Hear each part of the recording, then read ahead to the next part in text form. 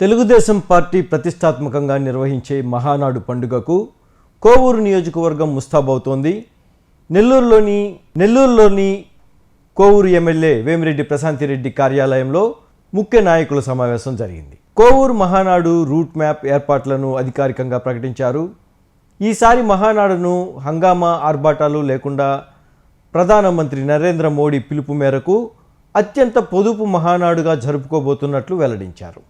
జాతీయ వర్కింగ్ ప్రెసిడెంట్గా యువనేత నారా లోకేష్ బాధ్యతలు తీసుకున్న తర్వాత జరుగుతున్న మొట్టమొదటి మహానాడు ఇదే కావడంతో ఎంపీ వేమిరెడ్డి ప్రభాకర్ రెడ్డి, జిల్లా మంత్రులు, ఎమ్మెల్యేల సహకారంతో కోవూరులోని 11 క్లస్టర్ల పరిధిలో గ్రాండ్గా హైబ్రిడ్ మహానాడు నిర్వహించబోతున్నట్లు ప్రకటించారు. పొదుపు మహానాడుగా ఈ మహానాడు జరుపుకోబోతున్నాం. మనం నిజంగా ముందుగా అనుకున్న రకంగా అయితే మన కోవూరు కాన్స్టిట్యున్సీలో 44 సంవత్సరాలు పెట్టిన ఈ పార్టీ పెట్టిన తర్వాత ఇప్పటి వరకు ఎప్పుడూ జరగనంతగా మన కోవూరు కాన్స్టిట్యున్సీలో కొడవలూరు మండలంలో జరుపుకోవాల్సిన ఈ మహానాడు మన పిఎం నరేంద్ర మోడీ గారి పిలుపు మేరకు మనం పొదుపు మహానాడుగా మార్చుకోవడం జరిగిందని మీకు అందరికీ తెలుసు. అది నిజంగా మనకందరికీ చాలా దురదృష్టకరం. కానీ తప్పనిసరి పరిస్థితులు ఎంతో హంగామాగా, ఎంతో ఆర్భాటంగా మన యువ నాయకులు Nara Lokesh Babu national working president అయిన మొట్టమొదటి మహానాడు ఎంతో ఘనంగా జరపాలని ఎంపీ వేమిరెడ్డి ప్రభాకర్ రెడ్డి గారు కానీ, నెల్లూరు జిల్లా నాయకులు కానీ, మంత్రివర్యులు కానీ, జిల్లా అధ్యక్షుడు కానీ, సహచర ఎమ్మెల్యేలు కానీ అందరూ కూడా అనుకున్నాం. అలాగే మన కోవూరులో ప్రతి ఒక్క నాయకుడు ఉరకలేసే ఉత్సాహంతో ఈ మహానాడులో పాల్గొనాలి అని చెప్పి ఉన్నారని చెప్పి నాకు అందరికీ మీరందరూ అలా ఉన్నారని నాకు తెలుసు. కానీ దురదృష్టవశాత్తు మనకి ఈ హైబ్రిడ్ మహానాడు ఈరోజు జరుపుకోవాల్సి వచ్చింది. కానీ దాన్ని కూడా మన పార్టీ నాయకులు చంద్రబాబు నాయుడు గారు కానీ, లోకేష్ బాబు గారు కానీ ఇదొక్కటే మీరు అందరూ గుర్తుపెట్టుకోవాలి. ఎంతో ఆర్భాటంగా మహానాడు చేయాలనుకున్న మనం ఇన్ని సంవత్సరాలు అలాగే ఒక్క కరోనా టైంలో తప్పితే మిగతా టైంలో అంతా అలాగే చేసుకున్న మనం ఈరోజు గొప్పగా చేసుకోబోయి అది జరగక ఇలా పొదుపు మహానాడు చేసుకుంటే కూడా దాన్ని కూడా కార్యకర్తలనే అధినేతలు అనే ముఖ్య నానుడితో వాళ్ళు దీన్ని ముందుకు తీసుకెళ్తున్నారు. ఎందుకంటే ఇది ఒక కాన్స్టిట్యున్సీలో జరిపేస్తే మన కాన్స్టిట్యున్సీలో మనం జరిపేసుకుంటే అంత కింద స్థాయి వరకు వెళ్తుందో వెళ్ళదో నాకు తెలియదు. కానీ ఈరోజు బూత్ లెవెల్ నుంచి ప్రతి క్లస్టర్లో బూత్ కన్వీనియర్లు, కో కన్వీనియర్లు, క్లస్టర్ ఇన్ఛార్జీలు, యూనిట్ ఇన్ఛార్జీలు అందరూ పాల్గొనే విధంగా ప్రతి ఒక్కరూ తమపై భారం వేసుకొని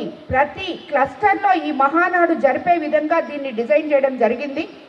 దీనికి ఒక SOP కూడా చేయడం జరిగింది. మన కోవూరు కాన్స్టిట్యున్సీలో మనకి 11 క్లస్టర్లు ఉన్నాయి. సో 11 క్లస్టర్లు, బుచ్చిరెడ్డిపాలెంలో 2 క్లస్టర్లు, అలాగే బుచ్చిరెడ్డిపాలెం అర్బన్లో 2 యూనిట్స్ వచ్చి 6 ఉన్నాయి. అట్లాగే కొడవలూరులో క్లస్టర్ నెంబర్ 7లో 6 యూనిట్స్, విడవలూరు క్లస్టర్ నెంబర్ 8లో 4 యూనిట్స్, విడవలూరు క్లస్టర్ నెంబర్ 9లో 6 యూనిట్స్, ఇందుకూరుపేటలో క్లస్టర్ నెంబర్ 10 8 యూనిట్స్, ఇందుకూరుపేటలో క్లస్టర్ నెంబర్ 11లో 7 యూనిట్స్. మొత్తం బూత్లన్నీ కలిపితే మనకి 324 బూత్స్ ఉన్నాయి. యూనిట్స్ 72, క్లస్టర్లు 11, అలాగే KSSలు 10,412 ఉన్నాయి.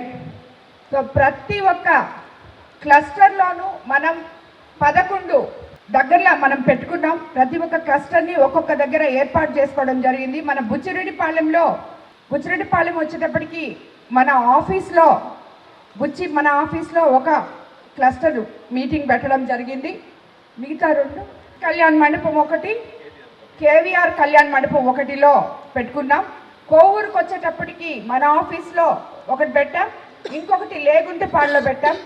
విడవలూరు వచ్చేటప్పటికి వావిళ్ళలో ఒకటి, ఊటుకూరులో ఒకటి పెట్టాం. కొడవలూరు వచ్చేటప్పటికి రాజుపాలెంలో ఒకటి, తలమంచిలో ఒకటి పెట్టాం. సో అలాగే ఇందుకూరుపేట వచ్చేటప్పటికి జగదేవపేటలో ఒకటి, ఇందుకూరుపేటలో ఒకటి పెట్టాం. సో ఇలాగా మనం ఆల్రెడీ ఎక్కడెక్కడ పెడతామో కూడా నిర్ణయం చేసుకోవడం జరిగింది. అలాగే అక్కడ మీరందరూ కూడా దాంట్లో పార్టిసిపేట్ చేయాలి. ప్రతి ఒక్క క్లస్టర్ ఇన్ఛార్జ్ దాన్ని ఇనిషియేటివ్ తీసుకోవాలి. అలాగే మీరందరూ రేపు విడివిడిగా ప్రతి క్లస్టర్ వాళ్ళు సమావేశమై క్లస్టర్ ఇన్ఛార్జ్ అధ్యక్షతన మీకు మీరే కమిటీస్ వేసుకొని బూత్ కమిటీస్ ఇది ఫుడ్ కమిటీసు, అలంకరణ కమిటీ, అలాగే సభా ప్రాంగణం కమిటీ, అలాగే ఎలక్ట్రిక్ డిపార్ట్మెంట్కి సంబంధించి తీర్మానాల కమిటీ ఒకటి, అలాగే మనకి ఎక్కడ మనం స్క్రీన్ పెట్టుకుంటాం అక్కడ మీకు తాడేపల్లిలో స్టేజ్ వేసి అక్కడ సీఎం గారు, లోకేష్ బాబు అందరూ మహానాడు ఎలా జరుగుతుందో అదే ఉంటుంది. అదంతా లైవ్ మీకు వస్తుంటుంది. మీరు ఉదయం 9 గంటలకంతా అక్కడికి వచ్చి మన కేఎస్ఎస్ సభ్యులను కూడా అందరినీ అక్కడికి వచ్చి ముందుగా రిజిస్ట్రేషన్ చేసుకొని అక్కడ మనం తారక రామారావు గారి విగ్రహము ఫోటో పెట్టుకొని ఉంటాం. అక్కడ పూలు వేసి మాలలు వేసుకొని ఫ్లాగ్ ఆవిష్కరించి దాని తర్వాత లోపల కూర్చుంటే అక్కడ మహానాడు స్టార్ట్ అవుతుంది. వర్చువల్గా మీకు స్క్రీన్స్ కూడా పెడతాం. అలాగే ప్రతి దగ్గర కూడా అన్ని ఏర్పాట్లు చేసి క్లస్టర్ ఇన్ఛార్జీలకి అప్పజెప్పడం జరుగుతుంది. క్లస్టర్ ఇన్ఛార్జీలు ఇంపార్టెంట్గా పొద్దున 9:30 నుంచి సాయంత్రం 5 గంటల వరకు ఆ ప్రోగ్రామ్ని పర్యవేక్షించే విధానంలో ఉండాలి. అక్కడే భోజనాలు, స్నాక్స్ అన్నీ కూడా అరేంజ్ చేస్తున్నాం.